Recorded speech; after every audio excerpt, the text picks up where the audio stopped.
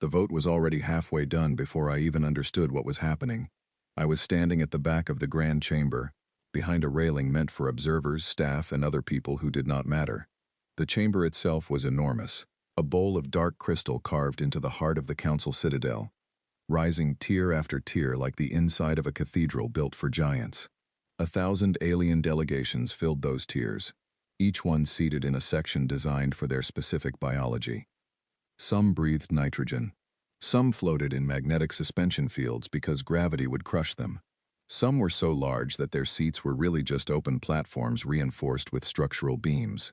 The air smelled like ozone, and something faintly sweet, which I had been told was the chemical signature of a translation field working at full capacity, converting 100 languages into meaning. My name is Grace Holloway. I am 36 years old. I am a shipbuilding engineer by training and, as of 48 hours ago, the acting diplomatic representative of Earth to the Galactic Council. The reason I held that title was simple and terrible. Our actual ambassador, a man named Richard Crane who had served in the post for 11 years, had collapsed 2 days earlier from a brain hemorrhage. He was alive, barely, in a medical pod on the human section of the Citadel. The doctors said he might recover. They also said he might not. There was no time to send a replacement from Earth. The journey took 9 days even at maximum transit speed. So command fell to me, the junior attaché, the engineer who had been assigned to the diplomatic mission because someone in the Defense Ministry thought it would be useful to have a person on the council station who understood how starships were put together. I had been here for 7 months. I had attended exactly 12 council sessions. I had spoken publicly exactly 0 times. And now I was watching the Galactic Council vote on whether to sell my entire species into slavery. The resolution was called 7719. It had a long official title that I will not repeat, because it was designed to sound boring. That was the trick. The Draelith, the species that had proposed it, understood something fundamental about bureaucracy. If you want to do something monstrous, you wrap it in language so dull that nobody pays attention until the signatures are dry. The resolution referred to humanity as a provisional developing species. It described our reassignment to vassal status under the Draelith Economic Protectorate. It cited an unpaid development debt that Earth had supposedly accumulated over the 40 years since we first joined the galactic community. The numbers were so large they stopped meaning anything. Trillions of galactic trade units, interest compounded annually, penalty clauses for late payment. The whole thing read like a mortgage contract written by someone who hated you. The meaning, stripped of its careful language, was this: every human colony, every human station, every human being would become the legal property of the Draelith hegemony. We would work, we would serve, we would not leave, we would not refuse, we would not vote, because property does not vote. I had received the text of the resolution 6 hours before the session. I had read it 3 times. The first time, I did not believe it. The second time, I felt something cold settle into my stomach like a stone dropped into still water. The third time, I started making calls. The Draelith High Delegate, a creature named Vorath Sen, presented the resolution himself. He stood at the central podium, which was really more of a floating platform surrounded by holographic displays. Vorath Sen was tall, even by Draelith standards. Nearly 3 meters of pale gray skin stretched over a frame that was more angular than any human skeleton. His eyes were black from edge to edge, like polished stones set into his face. He had 4 arms, the upper pair folded behind his back in what I had learned was a posture of formal authority. His voice was deep and resonant, and the translation field rendered it into English with a precision that somehow made it worse, because every word was perfectly clear. He spoke for 40 minutes. He cited trade law. He cited precedent. He cited the original uplift agreement that Earth had signed 4 decades ago, when humanity first made contact with the galactic community and accepted their offer of faster-than-light technology in exchange for future contributions to the collective economy. He read clauses. He read subclauses. He read amendments to subclauses. It was masterful in the way that a trap is masterful, when you only see the mechanism after it has already closed around your leg. I listened to every word. I took notes. My hand was steady. I want you to know that, because later people would say I was brave in that chamber. And I want to be honest. I was not brave. I was numb. Bravery requires feeling something and choosing to act despite it. I felt nothing in that moment. I was a recording device with a pulse. The feelings would come later, in private, and they would be terrible. But right then, standing behind that railing, I was just a woman writing things down. The vote was called. In the Galactic Council, voting is visual. Each delegation has a light on their section of the tier. Green for yes, red for no, white for abstention. When the vote is called, the lights appear all at once, and the result is immediately visible. A wash of color spreading across the chamber like a sunset you did not want to see. Green. So much green. It spread across the tiers in a wave, delegation after delegation lighting up in favor of Resolution 7719. I counted without meaning to. It is a habit from engineering. The instinct to quantify, to measure, to know the exact dimensions of the problem. 197 green lights, 98 red, 17 white. The resolution passed with a clear majority. It was not even close. I watched the red lights and tried to feel grateful for them. 98 species had voted against selling humanity. Some of them were species I knew. Species that had traded with us fairly. Species whose ships we had built and maintained with pride. The Urani Collective, a federation of aquatic worlds, had voted no. The Pelvani, a quiet species of enormous patience and longer memory, had voted no. A handful of smaller nations, species that understood what it meant to be small in a room full of giants, had voted no. It was not enough. Across the chamber, in the Urani section, I saw their delegate looking at me. His name was Tolik Vey. He was shorter than most Urani, with the blue-green skin and wide, dark eyes that made his species look perpetually startled. I had spoken with him twice at diplomatic functions, brief conversations about shipbuilding standards and cargo regulations.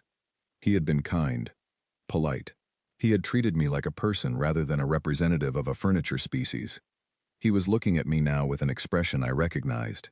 It was the same expression I had seen on the faces of doctors delivering bad news. The mouth set tight. The eyes saying everything the mouth would not. He raised one webbed hand slightly, and his lips moved. The distance was too great for me to hear him, but I could read the word. Sorry. I nodded. I did not smile. I did not cry. I placed my hands flat on the railing in front of me and pressed down until I could feel the cold metal against my palms, grounding myself in something physical, something real, something that was not the color green spreading across a chamber like a bruise. Then I pressed my earpiece and opened a private encrypted channel to Earth. It is done, I said. They passed it. The response took 4 seconds to arrive. Light speed delay, plus encryption processing. 4 seconds of silence that felt like 4 years. The voice that answered belonged to General Nathan Cole, head of Earth's Joint Defense Initiative. I had spoken to him 3 times in my life. He was not a man who wasted words or expressed emotions that did not serve a tactical purpose.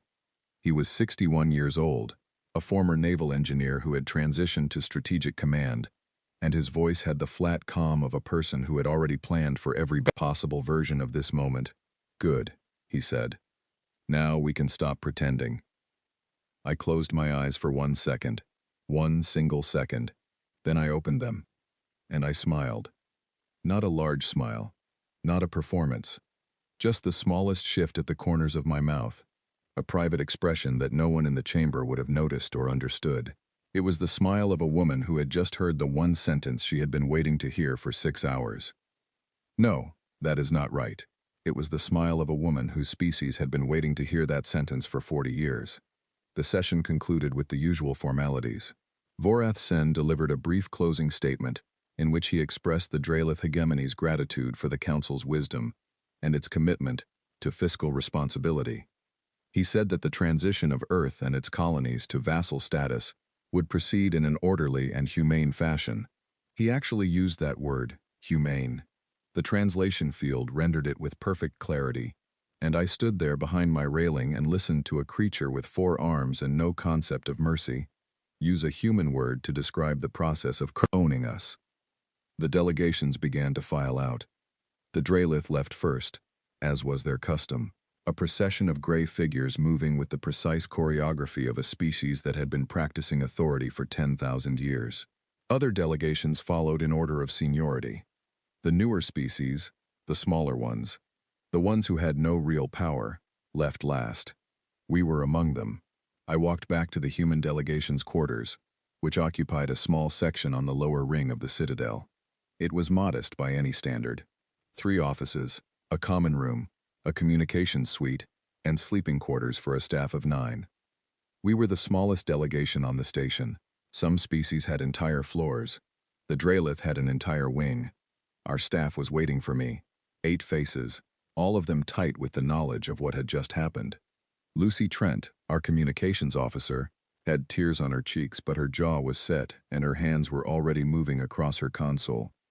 Daniel Perry, our legal advisor, was standing by the window staring out at the stars with the expression of a man doing very difficult math in his head. Simon Hart, our logistics coordinator, was sitting at the main table with his arms crossed and his eyes fixed on me, with a look I recognized because I had seen it in the mirror that morning. It was the look of someone who was done being afraid and had moved on to something else entirely. "You all heard?" I said. They nodded. "Good. Then you know what comes next. We have been preparing for this possibility since before any of us were born. This is not a surprise. This is not a disaster. This is the scenario we trained for. Every single one of you knows your role. I need you to execute it exactly as planned, exactly on schedule, with 0 deviation. Can you do that?" 8 voices, 1 word. "Yes." "Then let us begin." I sat down at the head of the table and pulled up my encrypted files, the ones I had carried with me from Earth, the ones that had been loaded onto my personal datapad by General Cole himself before I left for the Citadel 7 months ago. At the time, he had told me that I would probably never need to open them. He had said it the way a person talks about a fire extinguisher. You keep it close. You hope the building never burns. But if it does, you do not hesitate. The building was burning. I opened the files. The first one was labeled simply Phase 1. It contained a set of instructions, a communication protocol, and a single authorization code that, once transmitted, could not be recalled. I read through the instructions twice, not because I needed to refresh my memory, but because I wanted to make absolutely certain that I understood every word, every implication, every consequence. Then I looked up at my team. "Get me a line to the Helios shipyards," I said. "Priority channel, full encryption, and someone get me a cup of coffee, because we are going to be here for a while." Simon almost laughed. "Almost. Coffee," he said. "The galaxy just voted to own us, and you want coffee." "The galaxy," I said, "has made a very serious mistake, and I think better with caffeine." That got a small, grim smile from everyone in the room. It was not much, but it was enough. I turned to my console and began typing the first message. The Galactic Council thought they had just bought humanity. They had not. They had just woken it up. And they had absolutely no idea what that meant. I need to tell you something about the 40 years before that vote. Because if you do not understand what happened during those 4 decades, you will not understand why I smiled in that chamber. And you will not understand what came next. When humanity first encountered the galactic community, we were exactly what they expected us to be. Small, young, dangerous in the way that children are dangerous. Capable of hurting ourselves but not much else. Our fastest ships crawled between stars at a fraction of light speed. Our most advanced weapons were nuclear, which the Council species regarded the way you might regard a child waving a sharp stick. Our greatest scientific achievement, by galactic standards, was that we had managed not to render our own planet uninhabitable, and even that was debatable depending on who you asked. The Council sent a contact delegation. The Valori, one of the founding 14, handled first contact because they had done it 100 times before and they were good at it. They were a beautiful species, tall and slender with iridescent skin that shifted color with their moods, and they had mastered the art of making younger civilizations feel simultaneously welcomed and small. They arrived in our solar system with a flotilla of ships that made our best spacecraft look like paper airplanes, and they offered us a deal. The deal was standard: Every developing species got the same package: basic faster-than-light theory, energy conversion technology, materials science that would let us build things we could not yet imagine. In exchange, we would join the galactic economy as a contributing member. We would provide labor, goods, and services. We would pay a development fee over time, a kind of galactic mortgage that would cover the cost of our uplift. The interest rates were reasonable. The payment schedule was flexible. The whole thing was presented as an act of generosity, and in some ways it was. The Valori genuinely believed they were helping us. They had helped 100 species before. The pattern was always the same. You give the children tools, they use the tools. They grow up. They become productive members of society. Everyone benefits. What they did not expect was that we would take the tools apart. Every other species that had been uplifted followed the same path. They received the technology. They learned to operate it. They integrated it into their civilization and moved on. They used it the way you use a microwave. You press the buttons. The food gets hot. You do not ask why. Humans asked why. Within 5 years of receiving FTL theory, human physicists had not just understood the principles behind it, but had identified 3 inefficiencies in the standard Valori design and proposed corrections. Within 10 years, human engineers had redesigned the standard Council transit drive to be 18% more fuel efficient. Within 15 years, we had developed our own variant that was faster, lighter, and more reliable than anything the founding 14 had been using for centuries. This should have been alarming. It was not, because nobody was paying attention. You have to understand how the galactic economy worked. 312 species, spread across thousands of star systems, producing goods and services on a scale that is difficult for a human mind to fully grasp. In that vast machine, humanity was a rounding error. Our entire economic output was less than what the Dralith spent on administrative supplies in a single fiscal quarter.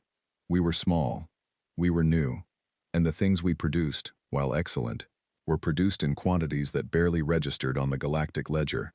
But the quality was noticed. Not by the politicians, not by the diplomats, not by anyone who made decisions. It was noticed by the people who actually built things, the engineers and technicians and fleet maintenance officers who worked with equipment every day and could feel the difference between a component that merely functioned and one that functioned beautifully. Word spread quietly. Human-built components lasted longer. Human-designed software had fewer errors. Human engineering teams delivered ahead of schedule and under budget. It was not a revolution. It was a reputation. And it grew the way reputations do. Slowly. Through word of mouth. Through the unglamorous channels of procurement officers, comparing notes, and logistics managers sharing data. The Dralith were the first of the founding 14 to offer us a major contract. It was ironic, in a way that I would only fully appreciate decades later. They needed a new class of patrol ships for their border systems, and their own shipyards were at capacity. They offered the contract to human yards because we were cheap, and because they had heard we did good work. The contract was not prestigious. It was the galactic equivalent of hiring a local shop to fix your car because the dealership was booked. We took the contract. We built the ships. The ships were flawless. More contracts followed. The Valori needed a communications relay station and subcontracted the fabrication to human orbital facilities. The Kethra needed their aging freighter fleet refitted and found that human engineers could do the work at half the cost of their own yards with better results. One by one, the Council species discovered what the maintenance officers had known for years. If you wanted something built right, you gave it to the humans. I grew up in the middle of all this. My father, George Holloway, was a structural engineer on the Helios orbital shipyards, a ring of interconnected stations orbiting Mercury, where humanity did the bulk of its off-world manufacturing. My mother, Catherine, managed supply logistics for the entire ring. I was born on Station 9 and took my first steps in low gravity. The hum of fabrication bays was my lullaby. The smell of superheated alloy was the smell of home. I want you to understand what Helios was like, because it matters. It was not a factory, or rather, it was a factory in the same way that a cathedral is a building. Yes, it had walls and a roof and a purpose, but it was also something more. 20,000 people lived and worked on the Helios ring. We built ships for species we had never met, species who would never know our names, species who would fly those ships across the galaxy without once thinking about the hands that had welded the hull plates or the minds that had written the navigation code. And we took pride in it. Fierce, stubborn, unreasonable pride. Because that is what humans do. We pour ourselves into our work. We sign our names on the inside of the hull where no one will ever see them, because we know they are there, and that is enough. I became an engineer because I could not imagine being anything else. I studied at the Helios Technical Institute, apprenticed under a woman named Dr. Margaret Lane, and earned my certification at 23. By 30, I was supervising build teams for capital ships. By 34, I was chief engineer of the entire Helios ring, responsible for the construction and quality assurance of every vessel that rolled out of our yards. And here is the thing that no one outside of Earth seemed to notice. By the time I took that position, human shipyards were producing 74% of the combined fleet's total tonnage. Let me say that again, because I need you to understand the number. 74%. Nearly 3 out of every 4 warships, carriers, patrol craft, and support vessels in the Galactic Council's combined military force were built in human yards, by human hands, running human-designed software. The Drelith's flagship, the Throne of Endless Stars, the largest and most powerful warship in the known galaxy, was built in Helios Shipyard 7. I personally signed off on its reactor assembly. I knew that ship the way a mother knows her child, every system, every circuit, every structural tolerance down to the micron. The other 26% were built by the species themselves, but even those ships ran on human-designed navigation systems and used human-sourced components for critical subsystems. 89% of the combined fleet used software, written by human programmers. 6 of the founding 14's military logistics networks relied on human supply chains for maintenance, repair, and resupply. This was all public information. It was in the trade records, in the procurement databases, in the annual economic reports that the Council published, and that nobody read because they were 8,000 pages long, and written in the densest, bureaucratic language imaginable. Nobody noticed, nobody cared, because we were the furniture species. We were the useful ones who built things and kept quiet and did not cause trouble. They looked at our shipyards and saw a service provider. They looked at our engineers and saw skilled labor. They never, not once, looked at the big picture and asked themselves a very simple question. What happens if the furniture decides to stand up? Dr. Margaret Lane asked me that question once. It was late, past midnight by station time. We were sitting in her office on Station 3, drinking terrible coffee from the cafeteria, and reviewing schematics for a new Drelith destroyer, class. She was 62 years old at the time, a small woman with gray hair that she kept cut short, and hands that were permanently stained with the residue of conductive paste. She had been building ships since before I was born. She had forgotten more about starship engineering than most species would ever learn. She put down her coffee and looked at me with those sharp, dark eyes and said, "Grace, they gave us their engines so we would be useful. They never considered that we might become essential." I did not fully understand what she meant at the time. I was 30 years old and still operating under the assumption that the galaxy was fundamentally fair, that if you worked hard and produced excellent results, you would be respected. I had not yet learned that respect and dependency are 2 very different things, and that the powerful do not respect the people they depend on. They resent them. I understand now. I understand because I was standing in the Grand Chamber of the Galactic Council, watching 200 species vote to turn my people into property. And I knew, with a certainty that went down to my bones, that they had just made the worst mistake in the history of their civilization. Not because we were angry, not because we were dangerous, because we were essential. And they had forgotten that the most important rule of power is this: never, ever, put the people who build your weapons in a position where they have nothing left to lose. My earpiece crackled. A second message from General Cole, short and direct. Phase 1 is live. Stall them. I straightened my jacket. I checked my datapad. I took one breath, held it, and let it out slowly. Then I walked out of the human delegation's quarters, through the curved corridor that led to the Grand Chamber. Past the security checkpoint staffed by Valori guards who barely glanced at me, because I was human and therefore unimportant, and I stepped through the massive doors into the amphitheater, where my species had just been sold. The session was still technically open. Post-vote deliberations, procedural matters, the kind of bureaucratic housekeeping that most delegates used as an excuse to leave early. Half the chamber was already empty. But the Draelith were still there, and so were the other founding 14, and that was all that mattered. I walked to the speaker's platform. I pressed the request button. A small light appeared on the moderator's console, indicating that a delegation wished to address the chamber. The moderator, a Pelvani elder with skin like cracked leather, and eyes that had seen 10,000 sessions, looked at the light. Then, she looked at me. I saw surprise in her expression, which was notable because the Pelvani were not a species given to visible emotion. A human was requesting the floor. This had never happened before. Not once in 40 years. She granted the request. Perhaps out of curiosity. Perhaps out of pity. Perhaps because she was old enough to know that history sometimes walks into a room wearing an unremarkable face. I stepped onto the platform. The holographic displays activated around me, projecting my image to every tier of the chamber. I could see myself on the screens, a human woman of average height with brown hair, pulled back from her face, and steady hands resting on the podium. I looked calm. I was calm. The numbness from earlier had been replaced by something else, something sharper, something that lived in the space between fear and certainty. I looked up at the tiers, at the green light still glowing from the vote, at the Draelith delegation, where Vorath Sen sat watching me with those black, bottomless eyes, at the Urani section, where Tolek Ve leaned forward in his seat, and I began to speak. Honored delegates, I said. My name is Grace Holloway.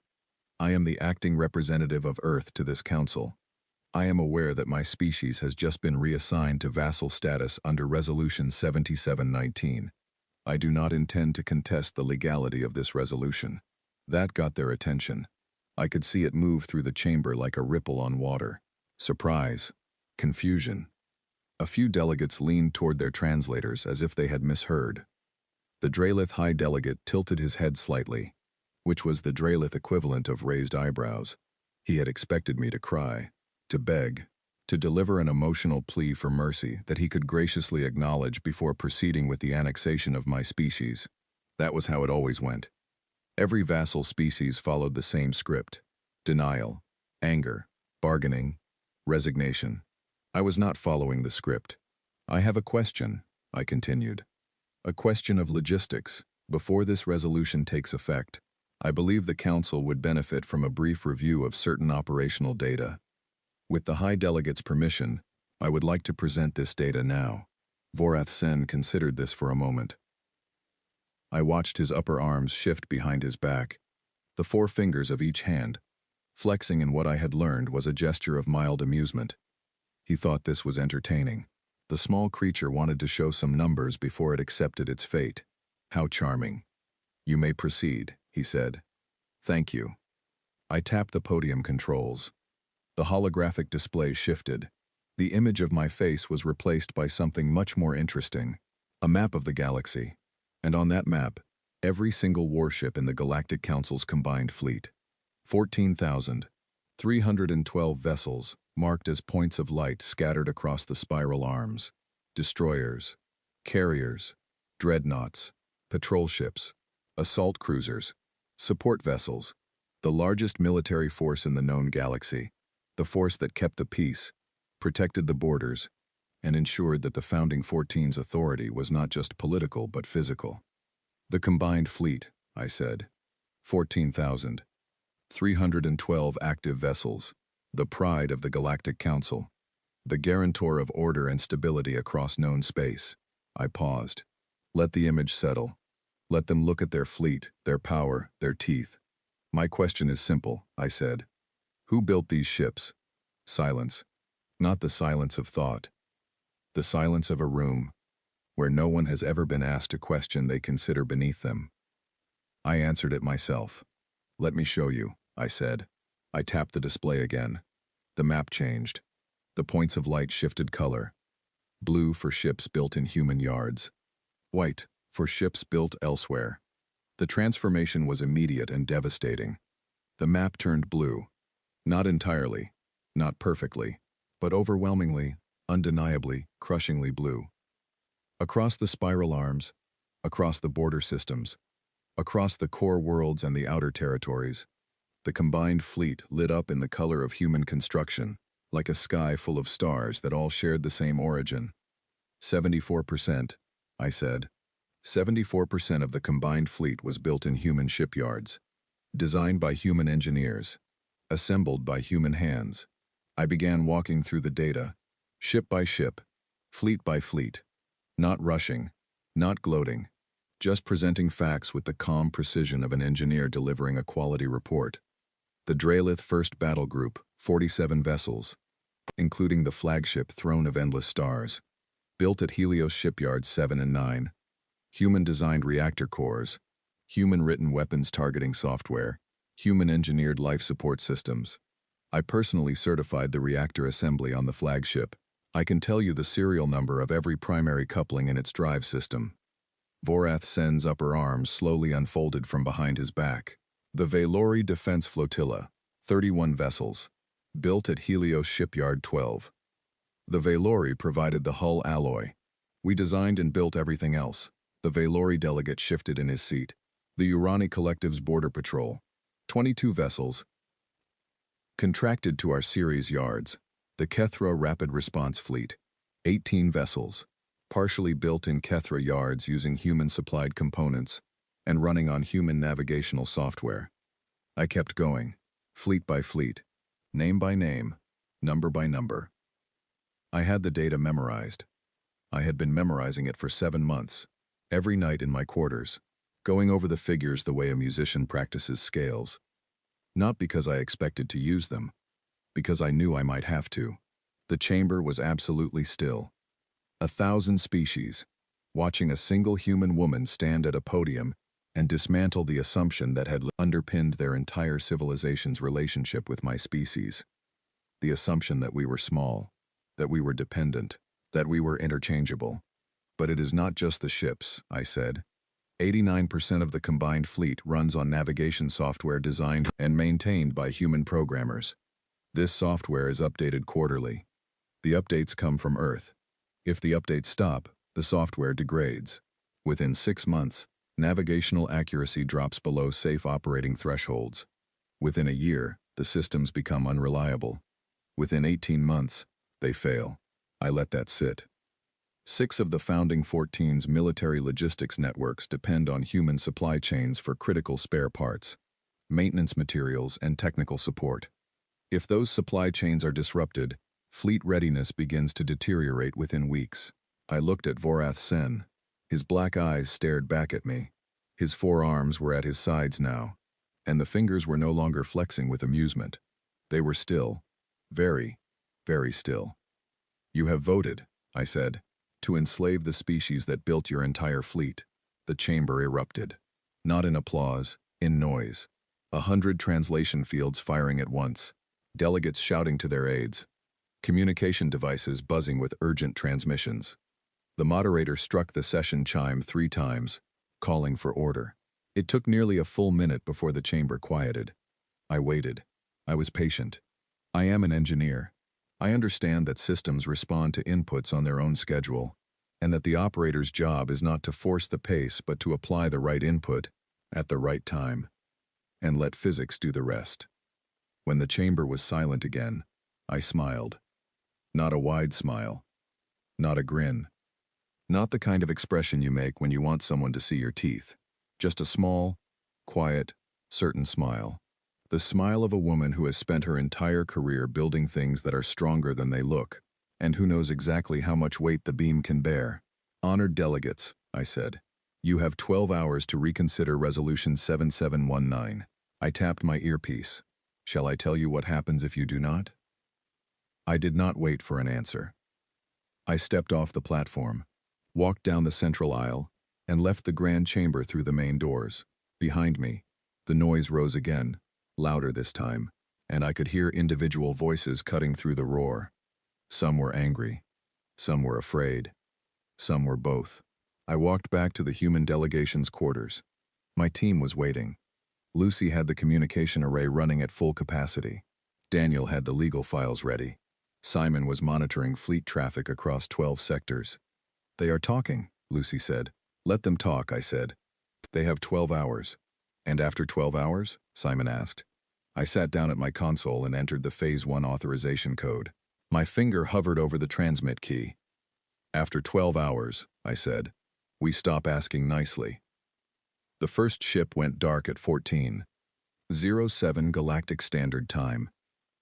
It was a Dralith patrol cruiser called the Silent Authority, stationed on the border of Kethra space. One moment it was running at full operational status. Engines hot, weapons ready, crew alert. The next moment, its engines dropped to idle, its weapons systems went cold, and its navigation locked to 0. The ship did not explode, nothing broke, nothing caught fire.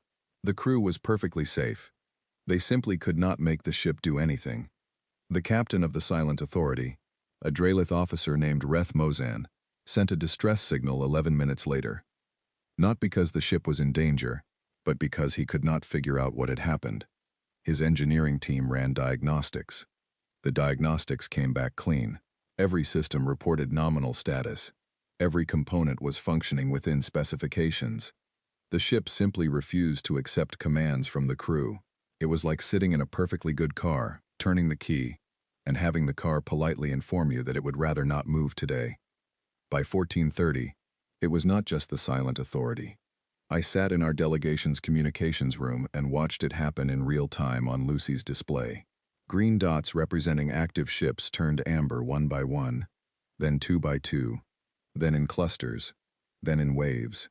It spread across the fleet like the sunrise moving across a planet. A slow, steady, unstoppable illumination.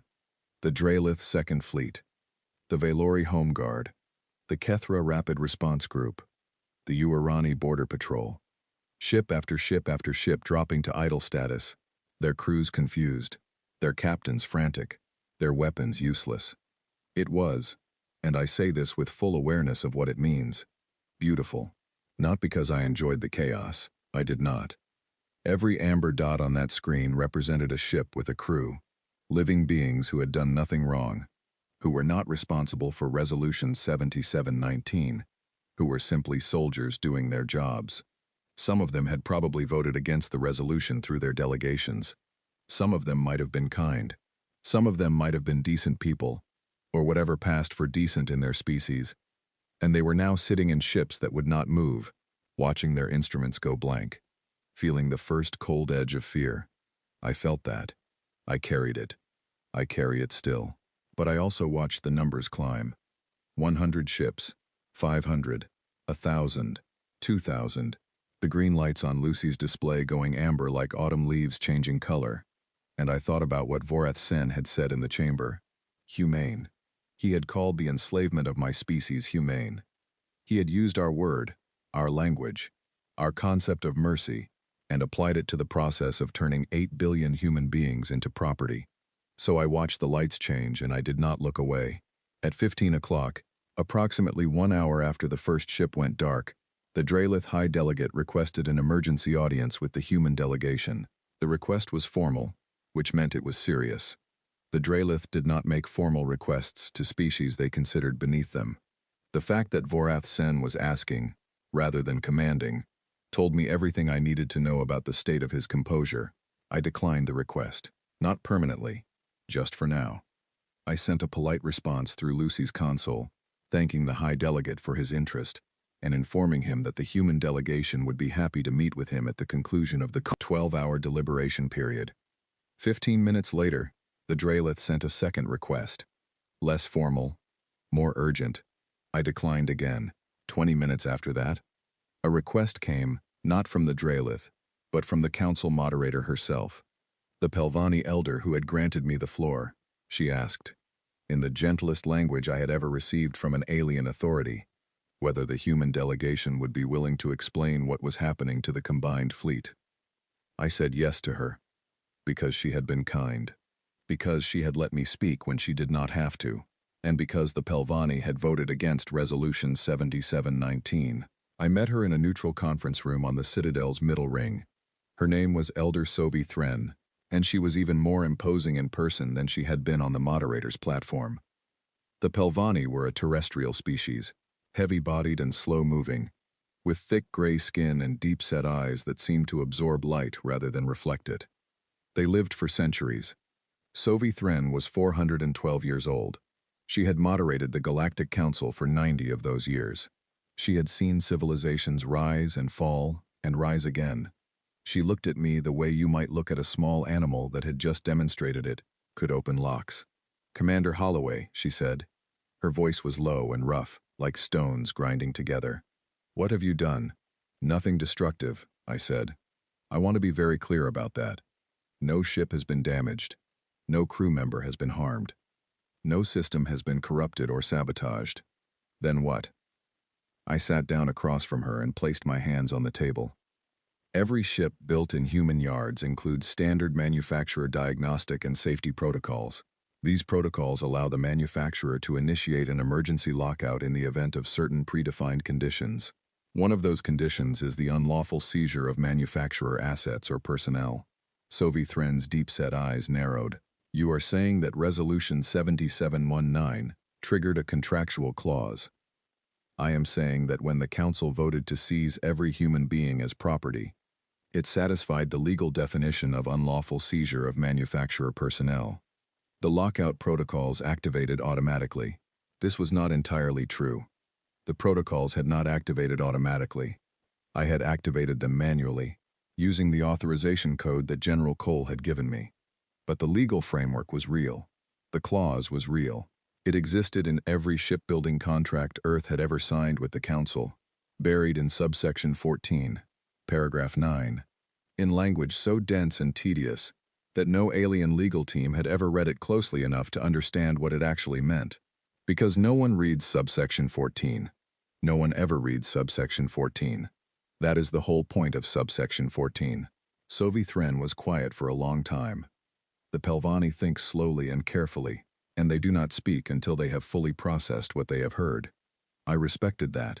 I waited. "How many ships?" she asked finally. "As of 10 minutes ago, approximately 10,600, out of 14,000. The remaining ships were not built in human yards or do not run critical human design systems. They are unaffected. But those ships represent less than 30% of the combined fleet's combat capability." 26%, I said. "Yes." Another long silence. "This is not a weapon," Sovi Thren said. It was not a question. It was a statement. She was working through the logic, fitting the pieces together with the patient precision of a species that had been thinking carefully for 400 years. "No," I said. "It is a safety feature. Every manufacturer has the right to protect its products and its people. We are exercising that right. And if the Council rescinds Resolution 7719, then the safety concern is resolved. The lockout ends. Every ship returns to full operational status. No damage done. No lasting effects. It is as if it never happened. And if the Council does not rescind it," I met her eyes, "then 74% of the combined fleet remains locked down indefinitely. Every ship we have ever built, every system we maintain, every supply chain we operate, all of it stops. And I should tell you, Elder Thren, that the ships are only the beginning. 40 years is a long time. We have built a great many things." She studied me for a long moment. Then she did something I did not expect. She laughed. It was a low, rumbling sound, like distant thunder, and it came from somewhere deep in her chest. 40 years, she said. "You have been planning this for 40 years. "Not planning," I said. "Preparing." "There is a difference. We did not want this. We hoped it would never come to this. We built those ships with pride. We maintained those systems with care. We wanted to be partners. We wanted to be respected. But we are not foolish enough to build someone else's house and not keep a key." Sovi Thren nodded slowly. "I will speak to the Council," she said. "I make no promises, but I will speak to them. That is all I ask." She stood. She was taller than me by nearly a meter, and she looked down at me with those ancient, absorbing eyes. Commander Holloway, she said. I voted against the resolution. I know, I said. I counted. She left. I went back to our quarters and sat down at my console and stared at the display for a long time. The amber lights had stabilized. 10,482 ships locked down across the galaxy. 10,000 crews sitting in the dark, waiting for instructions that would not come. Wondering what had happened, wondering who had done this to them. Daniel came and sat beside me. He did not say anything for a while. Then he said, "Are you all right?" "No," I said. "I am not all right. I just shut down 10,000 ships. There are supply convoys in that fleet, Daniel. Convoys carrying food and medical supplies to colony worlds. There are border patrols protecting systems from threats that do not care about council, politics. People could get hurt because of what I did today. People were going to get hurt anyway," he said. 8 billion of them. I know. That does not make this feel better. It is not supposed to feel better, he said. It is supposed to work. He was right. He was absolutely right. And I hated him a little for it. And I hated myself a little for knowing it. And I sat there in our small, cramped quarters on a station the size of a moon, and felt the weight of what I had done settle onto my shoulders like a coat made of lead. The hours passed. Reports came in from across the galaxy. The Dralith High Command had declared a state of emergency. The Valori were convening their war council, though against whom they intended to wage war was unclear, since the threat was not military but mechanical. The Kethra ambassador had issued a public statement condemning both Resolution 7719 and the fleet lockdown, which was the diplomatic equivalent of throwing your hands up and walking away from the table. 3 smaller council species had already withdrawn their support for the resolution, citing changed circumstances. At hour 6, the Dralith sent a third request for a meeting. This time, it was not from Vorath Sen. It was from the Dralith Supreme Chancellor, the head of their entire government, communicating via real-time quantum link from the Dralith homeworld. The message was brief. It asked, with a politeness that bordered on desperation, whether the human delegation would consider a preliminary discussion of terms. I sent back a single line. "We have stated our terms. We await your response." At hour 9, the Urani Collective formally withdrew its vote in favor of Resolution 7719 and called for its immediate repeal. Tolik Vey delivered the announcement personally, standing on the same platform where I had stood hours earlier. He spoke for 12 minutes. I listened to every word. He said that the Urani had made an error. He said that the Council had forgotten something important, that strength is not the same as dominance, and that a civilization's character is measured not by how it treats its equals, but by how it treats those it believes to be beneath it. He did not look at the Dralith when he said this. He did not have to. At hour 10, 4 more species changed their votes. Then 6. Then 11. At hour 11, the founding 14 held a closed-door emergency session. I was not present, but Lucy intercepted enough encrypted chatter to give us a general picture. The Dralith were arguing for military action. Somebody pointed out that this was difficult when 74% of your military could not move. The Valori were pushing for negotiation. The Pelvani, represented by Sovi Thren, were pushing for immediate repeal. At hour 11 and 43 minutes, the Grand Chamber reconvened. Every delegation was present. Every seat was filled. The observation galleries were packed. I had never seen the chamber so full. I stood at the human delegation's position, which was a small section on the lowest tier, barely large enough for our team of 9. I could feel every eye in the chamber on me. 1,000 species, looking at a human woman in a plain gray jacket, standing very still with her hands clasped in front of her. Vorath Sen took the podium. He did not look at me. He read a prepared statement in a voice that was flat and controlled and completely devoid of the confidence that had filled it 12 hours earlier. He announced that the Dralith hegemony, in consultation with the founding 14, and in response to the expressed concerns of the broader council community, had agreed to withdraw Resolution 7719. He further announced that the development debt cited in the resolution would be reclassified, voided, in recognition of the significant contributions made by Earth's industrial sector to the galactic economy over the preceding 4 decades. He paused. The chamber was silent. Every translator was working, but no one was speaking. Then he read the final item. A new provision to be added to the Council Charter. Article 77. No species, regardless of age, developmental status, or economic classification, could be sold, traded, transferred, or reassigned as property. The provision would apply retroactively to all existing agreements and would be binding on all current and future council members. He did not say that I had demanded this. He did not have to. Everyone in the chamber knew where Article 77 had come from. The vote was called. The lights appeared. Green. All green. Every single delegation. 312 species. Voting unanimously to enshrine the principle that people are not property. Even the Draelith voted yes. They had no choice. Their fleet was sitting in the dark. The moderator struck the session chime. Resolution 7719 was formally annulled. Article 77 was adopted. The chamber erupted in sound, a strange, complicated sound that was not quite celebration and not quite relief, but something in between, the sound of 1,000 civilizations exhaling at once. I transmitted the release code. Across the galaxy, 10,000 ships hummed back to life. Engines spooled up. Navigation systems reactivated. Weapons went hot. Crews stared at their instruments as green lights replaced amber, as systems came online one by one, as their ships remembered how to move. It was over, but it was not over. Not really. Not for me.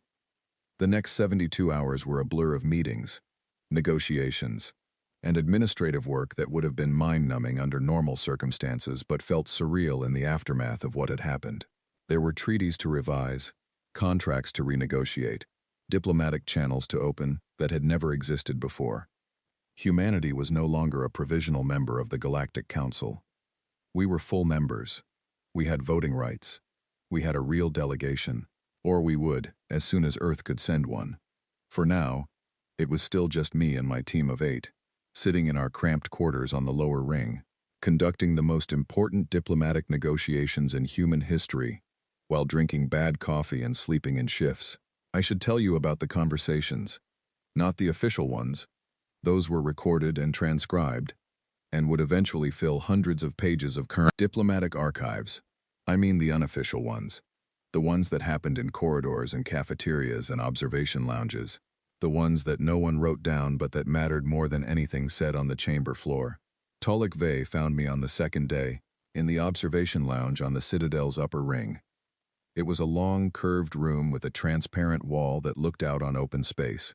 From here, you could see the Citadel's outer ring, a massive structure of dark metal and soft lights that stretched away into the distance like a highway built among the stars. Beyond it, the galaxy itself, a wash of light and darkness that never failed to make me feel simultaneously tiny and infinite. I was standing at the window, drinking my coffee, trying to process the fact that 48 hours ago I had been an engineer, and now I was the most famous human being in the galaxy. The transition had not been smooth. Tolek approached quietly. The Urani moved with a fluid grace that made them look like they were always slightly underwater. He stood beside me at the window and said nothing for a while. "May I ask you something?" he said finally. "Yes. How long? How long have your people been planning for this?" I considered the question carefully. "Since the beginning," I said. "Since the day we signed the first shipbuilding contract. Not because we expected betrayal, not because we thought the Council would try to enslave us, but because we knew it was possible. That is a long time to prepare for something you hoped would never happen. We are a species that was raised on a world that tried to kill us every single day," I said. "Earthquakes, floods, disease, famine, ice ages, asteroid impacts. We survived all of it. Not because we were the strongest or the fastest or the smartest. We survived because we learned, very early, to plan for the worst while hoping for the best. It is in our nature. We cannot help it." Tolek was quiet for a moment. Then he said, "The lockout protocols. They were in the contracts all along? Subsection 14, paragraph 9. Standard manufacturer safety clause. It is in every contract we have ever signed. No one read it. No one ever reads subsection 14.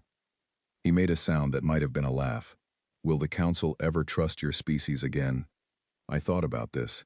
Trust is for equals, I said. You never trusted us before. You did not notice us. Now you do. Whether that becomes trust depends on what happens next. Trust is not a gift. It is built, like a ship, one piece at a time, over years, with care and precision, and the understanding that both parties have to do their part. You are still an engineer, he said. I will always be an engineer. He extended one webbed hand. I took it. His grip was cool and firm, and his skin had the texture of smooth, wet leather. We shook hands in the human fashion, which he had clearly practiced, because his technique was perfect. The Urani will support Earth's full membership, he said, formally, publicly, for as long as it matters.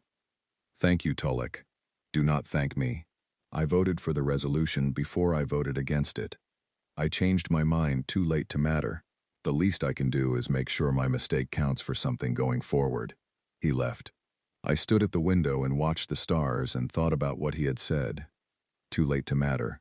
He was wrong about that. Changing your mind is never too late, because the act of changing it is not about the past. It is about the future. It is about the person you decide to be from this moment forward. But I did not say that to him. Some truths need to be discovered on their own schedule. On the third day, I received a visitor I did not expect. A Valori diplomat named Edrin Tha, a senior member of their council delegation. The Valori were the species that had made first contact with humanity 40 years ago. They were the ones who had uplifted us, who had given us FTL technology, and welcomed us into the galactic community. They were also the ones who had voted yes on Resolution 7719. Edrin Tha was tall, like all Valori, with the iridescent skin that shifted from blue to violet as he moved. His eyes were large and golden, and they watched me with an expression I could not read. The Valori were difficult to read. Their emotional displays were color-based, tied to their skin, and the nuances were beyond human perception. He sat down in the chair across from my desk and folded his long hands in his lap. Commander Holloway, he said, I have come to ask a question that my government would prefer I did not ask. Ask it. Did you know, when we uplifted your species, when we gave you our technology, did you know then? Did you plan this from the very beginning? I looked at him for a long moment. No, I said. 40 years ago, we were grateful. We were awed. We looked at your ships and your stations and your civilization, and we felt like children standing at the gates of a city built by giants. We took your gift and we said thank you, and we meant it. Then when? When did we start preparing? I do not know the exact date. It was gradual. It was 100 small decisions made by 100 different people over decades. The first engineer who noticed that the council species did not check their own ship's software. The first programmer who realized she could build a safety protocol into the navigation code without anyone noticing. The first general who looked at the procurement data and said, what if they turn on us? It was not a conspiracy. It was not a grand plan.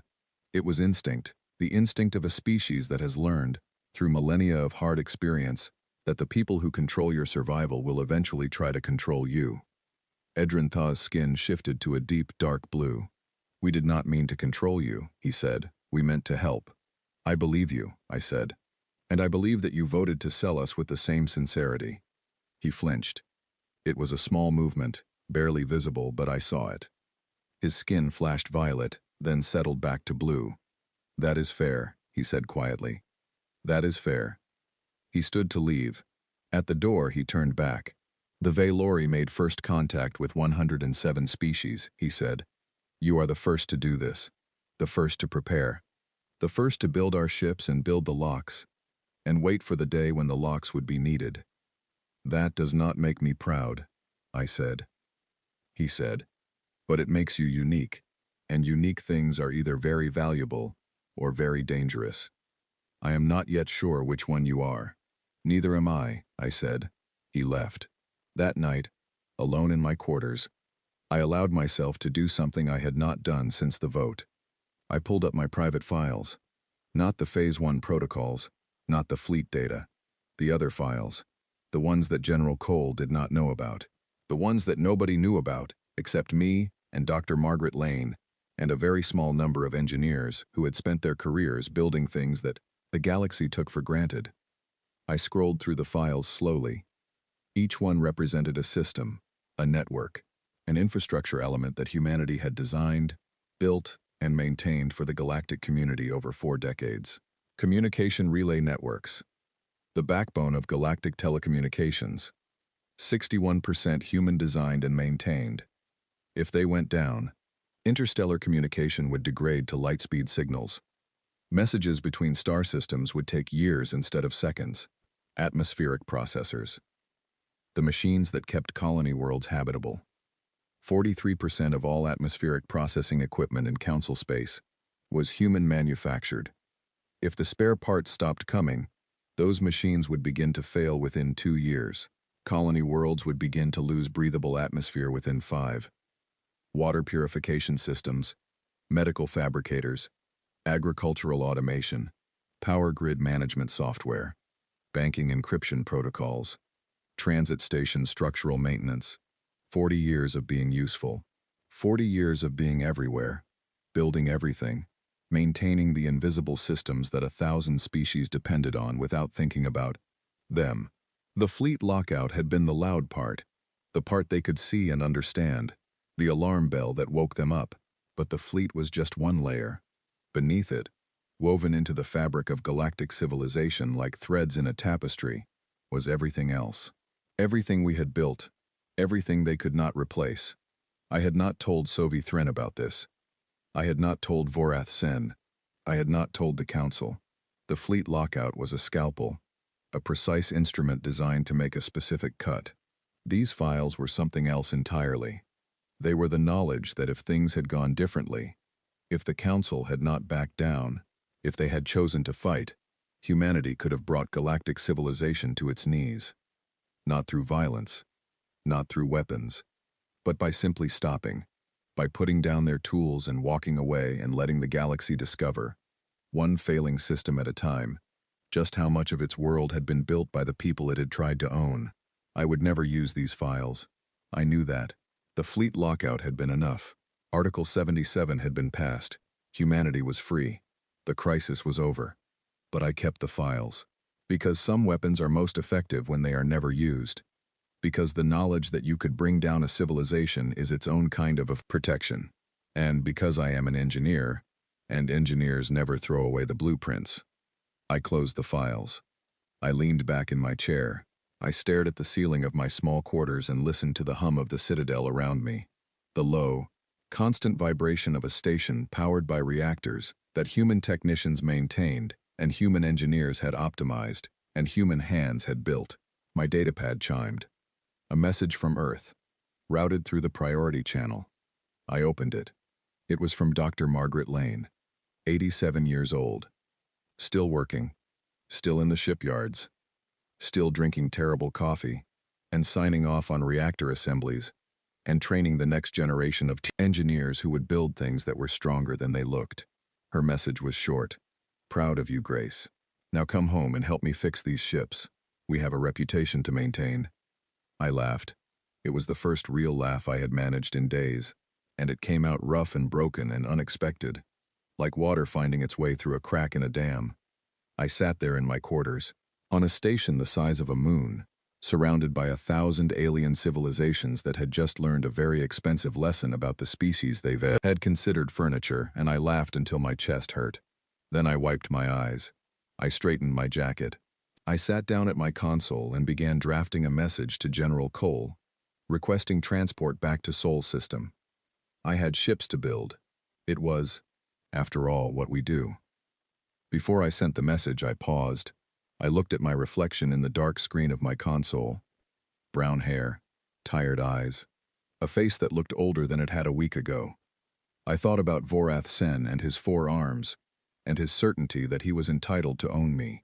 I thought about Tolikve and his webbed hand and his quiet shame. I thought about Sovi Thren and her ancient eyes and her rumbling laugh. I thought about Edrin Tha and his question, whether we were valuable or dangerous. I thought about Dr. Lane, who had told me 20 years ago that they would never consider we might become essential. She had been right. They had never considered it. They had looked at us and seen a young, small, fragile species that was good with its hands and too naive to be a threat. They had given us their engines and their contracts and their casual contempt, and they had never once stopped to wonder what kind of people they were dealing with. We are the people who tamed fire, who split the atom, who launched ourselves into the void on pillars of controlled explosions and called it progress. We are the people who looked at a universe that was actively trying to end us and said, "Fine, we will build something that lasts." We are the people who put our names on the inside of the hull, where nobody will ever see them, because we know they are there, and that is enough. They voted to sell us. We smiled, because we had already built the house they were living in. Every wall, every beam, every lock on every door. And we had kept the keys. I sent the message. I finished my coffee. I packed my bags. It was time to go home.